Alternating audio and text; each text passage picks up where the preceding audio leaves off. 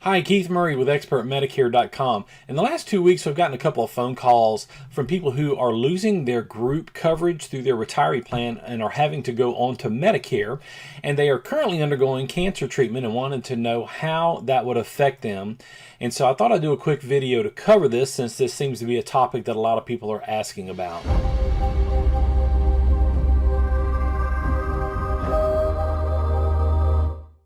This is a topic that hits very close to home for me. If you have seen my About Me page on my website or seen some of my other videos where I have talked about my son who had cancer, you know that this is something very near and dear to me.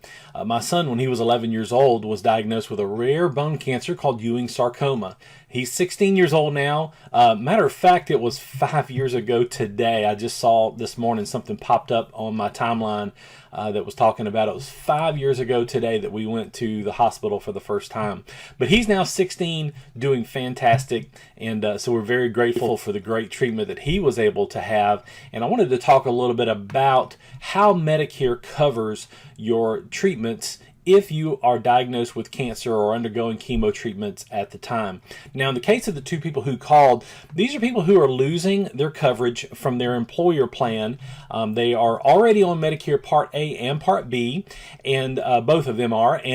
But since they are losing their group coverage from work, they're going to be in a guaranteed issue status, and so they can go to any Medicare Supplement company they want to, and it's just like an open enrollment period. There's no pre-existing conditions, nothing like that they have to worry about, that we covered from day one because of being guaranteed issue. Now, this will also apply if you're in your open enrollment period. You will be covered from day one.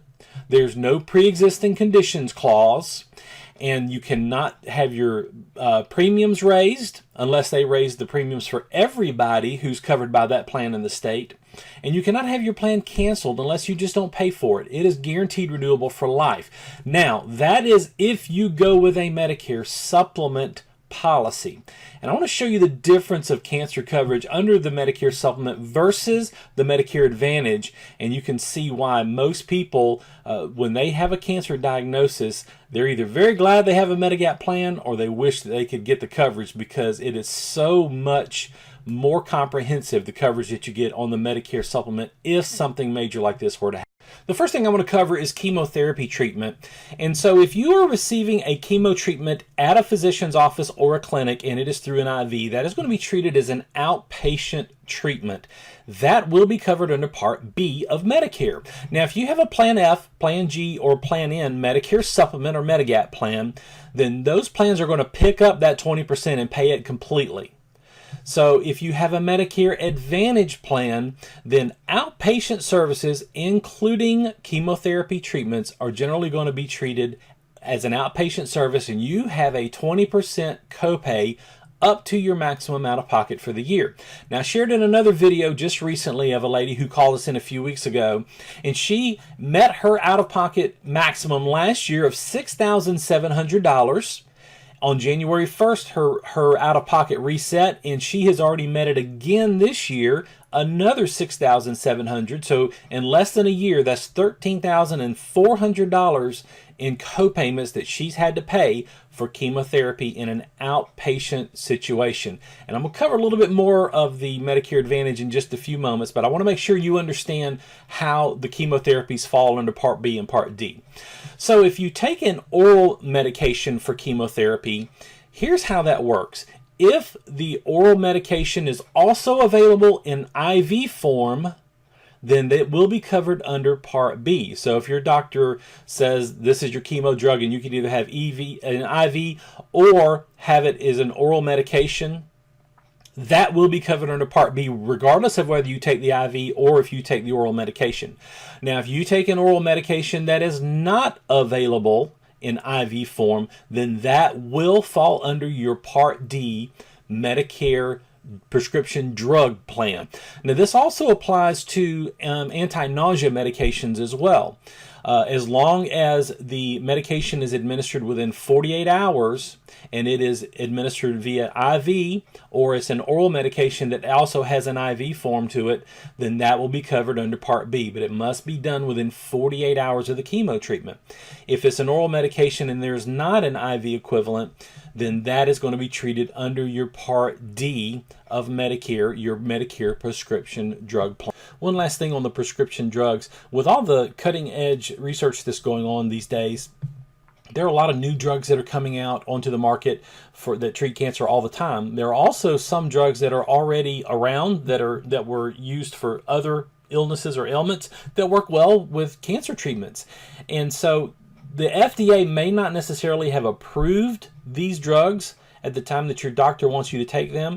Those are referred to as off-label drugs. Now, off-label drugs are legal in the United States. You can use them, but they are not covered under Part B. They are only covered under Part D prescription drug plans, and not all drug plans are going to cover all of these, so you want to make sure to discuss this with your physician beforehand to know what your portion of the cost is going to be before taking an off-label drug. So the other thing I wanted to talk about as well was I forgot to talk about radiation. Radiation is also going to be treated as an outpatient service, and that is going to fall under Part B of Medicare. And if you have a Medicare Advantage plan, there again, that's going to be an outpatient service that on most plans you're going to have to pay the 20% out of pocket until you reach the maximum out of pocket annually of $6,700.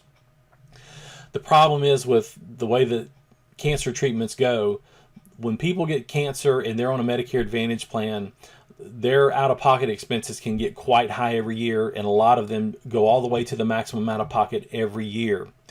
The other disadvantage of having a Medicare Advantage plan is the network limitations. You can go to the doctors that are within their network. You can go to the hospitals and the treatment centers that are within their networks, and that's where your choice lies. If you have a Medicare Supplement plan, like a Plan F, a Plan G, a Plan N, these are just a subsidy to Medicare. So if Medicare approves the treatment, your Plan F, G, and N are going to pick up the difference. And so that is why so many people that are on the Advantage plans when a cancer diagnosis comes in want to move to the Medicare Supplement. But here's the problem. In order to get a Medicare Supplement, when you are in open enrollment, when you're turning 65, you can choose any Medicare supplement you want to. There's no pre-existing conditions, like I mentioned. There's no waiting period. It's day one coverage, no matter where you are in your treatment on the Medicare supplement. Now, once you're out of your open enrollment period, which would be 6 months after your 65th birthday or 6 months after you go on Medicare Part B, you will have to go through underwriting. So a lot of people go the Medicare Advantage thinking it's a cheaper alternative. It's free Medicare, as some agents wrongfully say. You can see that aggravates me when they do that. It's not free. It ends up costing you a lot more if something like this were to happen. But the problem is, once that diagnosis comes, making a switch is nearly impossible. You're going to have to stay with the plan that you have once that cancer diagnosis comes and you want to go to a Medicare supplement plan. So the best thing is just to start off with the best coverage. The Medicare supplement coverage is going to cover all of those cancer needs that you have: chemotherapy, radiation, hospitalization, surgeries. The only thing, the Plan F is going to cover everything that Medicare approves. The only thing is the Plan G. You're going to have a $166 deductible, and on the Plan N, you have the $166 deductible and up to $20 copay when you go to the doctor. So that is why we definitely recommend the Medicare supplement. It's not for getting insurance is not for what you're doing today. It's for what's coming down the road.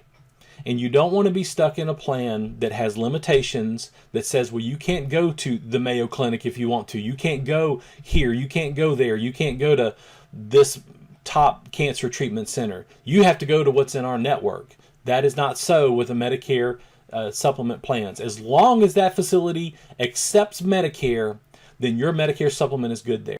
So let me share something on a personal note.